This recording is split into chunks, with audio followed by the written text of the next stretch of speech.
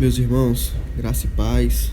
Aqui quem está falando é o Amaral. Novamente, sou um dos idealizadores do canal aqui Aprendendo com Jesus. É um prazer estar com vocês de novo, mais um vídeo. Nesse segundo vídeo, primeiro eu me apresentei, quem quiser pode conferir.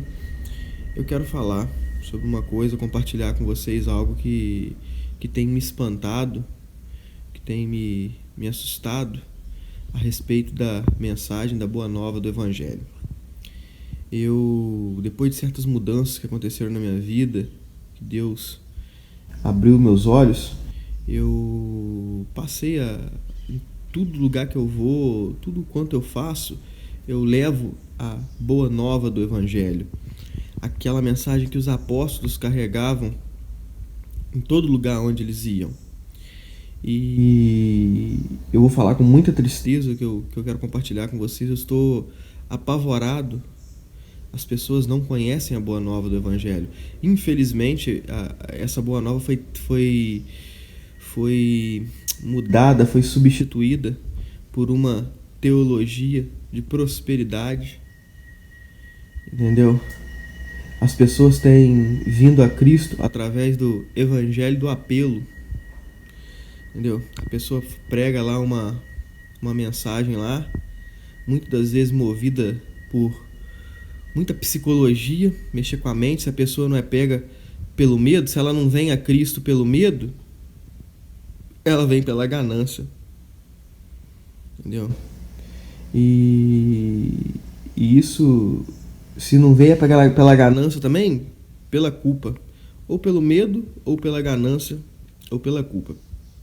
E isso é muito triste. Eu falo isso com muito pesar.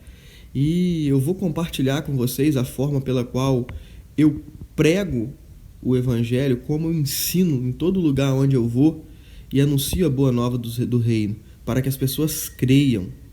Para que as pessoas creiam.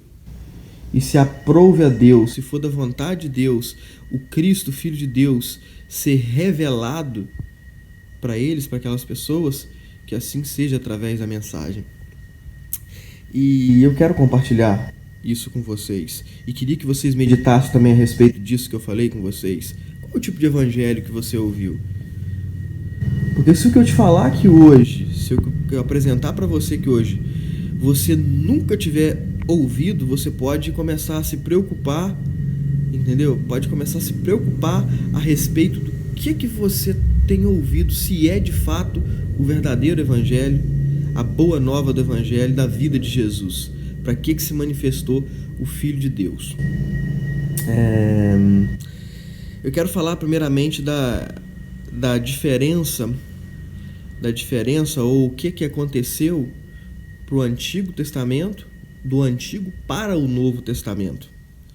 Muitas pessoas não têm a menor ideia, não fazem a menor ideia e leem a Bíblia e não compreendem para que serviu o Antigo Testamento. Aí pega uma coisa do Antigo Testamento, transporta para o Novo Testamento e não tem, como é que eu posso dizer, nenhum conhecimento para que serviu o Antigo Testamento, o que é o Novo Testamento. Eu quero primeiro falar sobre isso hoje, da lei à graça. Todo mundo sabe que a Bíblia é dividida nos dois testamentos. Testamento significa aliança, para quem não sabe. Deus deu duas alianças ao homem. A primeira aliança, que é o Antigo Testamento, foi baseada na lei. E a nova aliança, que é o Novo Testamento, foi baseado na vida de Jesus, na fé que nós temos em Jesus, na vinda do Messias. Mas a gente pode se perguntar, então, para que foi necessário duas alianças? A primeira aliança de Deus, por que Deus resolveu nos dar outra aliança? Será que de fato Deus ele é imperfeito? Para Deus ter se arrependido talvez de uma aliança e ter sido necessário uma nova aliança? Às vezes nós nos perguntamos essas coisas, esse tipo de coisa. Eu quero compartilhar isso com vocês hoje. Entendeu? Só que para mim ensinar isso para vocês a respeito dessa antiga aliança para a nova aliança, eu vou ter que fazer uma catada. Eu quero fazer uma catada desde o Gênesis até do Antigo Testamento ao Novo. Mas antes eu preciso desconstruir um pensamento a respeito de fé. Fé muitas das vezes, ou muitas das vezes não, também um significado de fé significa confiar. Todos os cristãos admitem terem fé em Cristo Jesus. Mas eu quero levar aqui um argumento. Será que a nossa cristandade, ou o nosso cristianismo, não é um cristianismo cultural? Por que eu estou perguntando isso? Se eu nascer, eu acho que eu até comentei sobre isso um pouco no outro vídeo, se eu sou cristão católico, por exemplo, se eu nasci numa família católica, eu serei inserido logo desde pequeno dentro de uma igreja católica, de uma denominação católica. Se eu sou protestante, evangélico, crente, como muitas pessoas utilizam esses vários nomes, eu vou ser também inserido numa família evangélica, crente, protestante, que assim for.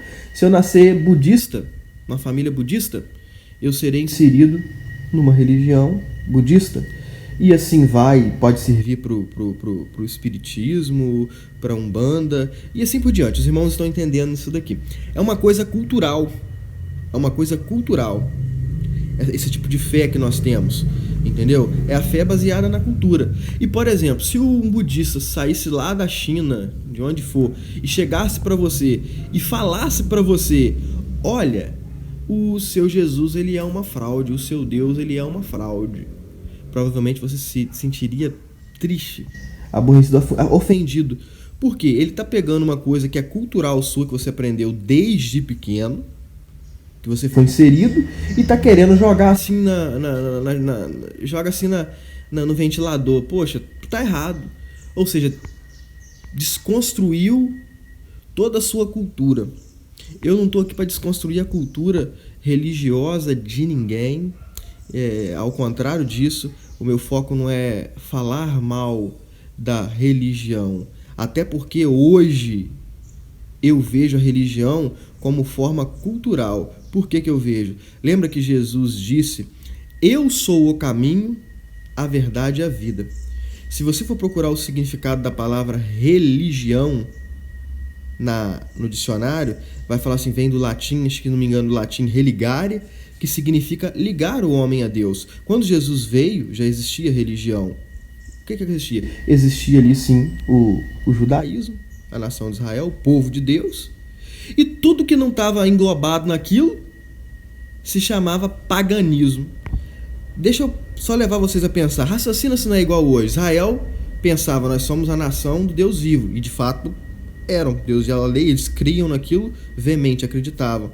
E tudo que era fora paganismo. Hoje não é a mesma coisa? Por exemplo, se eu sou evangélico, eu olho para as outras pessoas que são católicos, olha, tá todo mundo errado, tudo pagão, e vice-versa. Se um budista olhar, vai ser a mesma coisa, e se um católico olhar, vai ser a mesma coisa. A mesma coisa. Então, vê se não era a mesma coisa. Então imagina o escândalo que foi para aquela época, Jesus chegar e falar assim: olha, vocês têm a religião aí que significa, que leva vocês a Deus, que coloca vocês diante de Deus, o caminho. E Jesus chega e fala assim: mas agora tem outro caminho. Eu sou o caminho, eu sou a verdade e eu sou a vida. Ninguém vem ao Pai, olha, senão a mim. Então hoje eu vejo a religião de forma cultural, como uma coisa social que faz parte da sociedade, não só da sociedade, de toda a sociedade construída. Então, eu não quero aqui falar mal de religião. Você pode ver, eu cresci, nasci, fui inserido dentro da religião também, e cresci, aprendi muita coisa. Aquele momento ali, aprendi muitas coisas a respeito de Deus, fiz muitas amizades, tenho muitos amigos, mas quando você conhece Jesus, o evangelho, quando eu falo evangelho, gente, é a vida de Jesus, ela está acima da religião. Por mais que a religião tente transmitir a vida de Jesus, muitas não estão mais, infelizmente. Não é o Cristo, o Salvador. Então eu preciso desconstruir isso a respeito de fé de você. O que significa ter fé? Significa o quê? Confiar. Um dos significados de fé, tradução de fé. Quando você tem fé em alguém, quando você confia em alguém, é porque ele fez para você o que você não teve capacidade de fazer. Por exemplo, você tem o seu advogado. Quando você chama o seu advogado, porque você está confiando que ele vai fazer para você algo que você não teve capacidade de fazer. E essa pergunta, nós temos fé em Jesus. O que ele fez para nós que nós não temos capacidade de fazer? Eu quero fazer essa introdução para você pensar, porque às vezes nós não conhecemos a respeito de Jesus. Para você já quebrar já um paradigma aí a respeito de fé. Para mim explicar para vocês, como eu disse aqui, do Gênesis, do Antigo Testamento, do Novo, da lei para a graça, eu vou contar uma história. E eu aprendi isso com um grande pregador que eu muito admiro, que eu tenho certeza que foi de Deus na minha vida. Chama-se Paul Washer. Para quem não conhece, pode pesquisar. E quando eu ouvi a mensagem do Evangelho através da vida dele, todas as coisas me foram abertas à minha mente, assim, tudo começou a fazer sentido para mim. E não estou aqui dando honra a homem, dizendo que eu sou do Apolo, do Paulo, não. O que o Paul Washer apresenta é propriedade do Evangelho, não é dele, mas foi o caminho pelo qual eu aprendi, e eu quero ensinar isso para vocês, eu quero compartilhar isso para vocês. Então eu vou contar uma história. Eu queria que todo mundo se colocasse no lugar dessa história, se envolvesse, pensasse aí. Eu vou levar alguns argumentos. Como eu não estou fazendo uma live, estou fazendo um vídeo, vai ficar fixo, mas o farei em forma de live. Quer ver uma coisa? Vamos aqui. Imagina se você chegasse na sua casa, todo mundo aí que está me ouvindo tem família, se você chegasse na sua casa e encontrasse toda a sua família assassinada, brutalmente. E quando você entrasse lá na sua sala, o assassino estivesse sentado no sofá, tranquilão, sangue frio ali. Se você quisesse cumprir a lei, quisesse fazer o que é certo hoje na nossa sociedade, você iria ligar para a polícia iria vir, ia pegar esse assassino em flagrante, correto? E o que iria acontecer? Ele ia ser preso, conduzido a um juiz para ser julgado e, dependendo da cabeça do juiz, ser condenado. Creio que todo mundo concorda com isso que eu estou falando. Eu sei que muitos aí estão pensando, é ruim, Amaral, eu chamar a polícia, hein? Eu ia matar ele ali mesmo. Mas vamos imaginar que ele é mais forte que você. Você olhou, você encarou assim, você e matou todo mundo aí, pra mim não dá. Tô brincando, gente. Mas entenderam aqui até aqui a história? Beleza, ele foi pego e preso em flagrante. Chega no dia do julgamento dele, ele tá lá sentado, você também tá lá, o juiz olha pra ele, quer saber? Você tá livre. E eu te pergunto, esse juiz está sendo justo ou injusto? Provavelmente você tá me respondendo aí, esse juiz está sendo injusto. Por que ele está sendo injusto? Ué, Amaral, ele liberou um assassino, o cara matou minha família. Ele precisa ser condenado, julgado e condenado. Pois bem, se esse juiz libera ele, esse juiz é justo ou injusto? Injusto. Eu quero explicar para vocês a explicação até aqui dessa história, que eu estou exemplificando para você. Sabe quem é o assassino dessa história? Eu e você. Todo homem na face da terra. Esse é o assassino da história. Sabe quem é o juiz da história? O juiz da história é Deus. E com isso eu quero falar para vocês sobre 3 grandes atributos de Deus. O primeiro grande atributo é justiça. A base do trono de Deus é justiça. O segundo atributo é santidade. E o terceiro é amor. Mas eu quero primeiramente falar de justiça e santidade. Deixa eu perguntar, baseado-se na sua justiça, na sua autojustiça, que não é uma justiça, não é justo, você não é justo, mas se baseado na sua justiça e na sua santidade, me responda, no que você tem de visão de justiça e santidade, me responda essa pergunta. Um Deus que é justo, Deus, agora eu tô falando de Deus, hein? Eu tô falando baseado na sua, porque você não tem como pensar como Deus, mas se baseando em você, um Deus que é justo, ele pode contemplar a injustiça? E um Deus que é santo, ele pode contemplar o pecado? Provavelmente você deve estar respondendo não. Porque se ele faz isso, ele deixa de ser o quê? Deus. Como juiz da história. O assassino ali é quem? Somos nós. Todos nós pecamos. Aí que eu quero falar da antiga aliança, do Antigo Testamento, da antiga aliança. A antiga aliança era baseada na lei, ó. Os 10 mandamentos são, ó, não ter outro Deus, não fazer nenhum ídolo ou nenhuma imagem, não tomar o nome de Deus em vão, guardar o dia do sábado, honrar pai e mãe, não matar, não cobiçar, não adulterará, não furtar, não dar falso testemunho. Êxodo 20, você pode conferir aí os 10 mandamentos. Deixa eu te perguntar, vocês acham que tem algum homem na terra que cumpriu tudo isso daqui? Tirando o Cristo, depois nós vamos entender por que Cristo se manifestou. Não existe nenhum homem na terra, nenhum, tirando o Cristo. Então pensem aqui comigo. Para que serviu a lei? Então, se você não cumpre ela, como na história aqui, você tem que ser o quê? Condenado. Você precisa ser julgado e condenado. Então, Amaral, para que serviu toda a lei, então? Quando você lê o Antigo Testamento? Para te condenar. Esses daqui são só os 10 mandamentos maiores. Tem 612 adendos, mandamentos menores, tanto sacrificiais, cerimoniais, junto a esses 10. Eu estou falando só deles.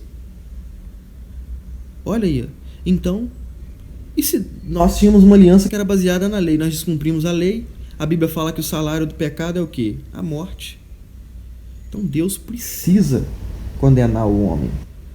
Então a justiça e a santidade dele automaticamente vai demandar a ira de Deus sobre nós.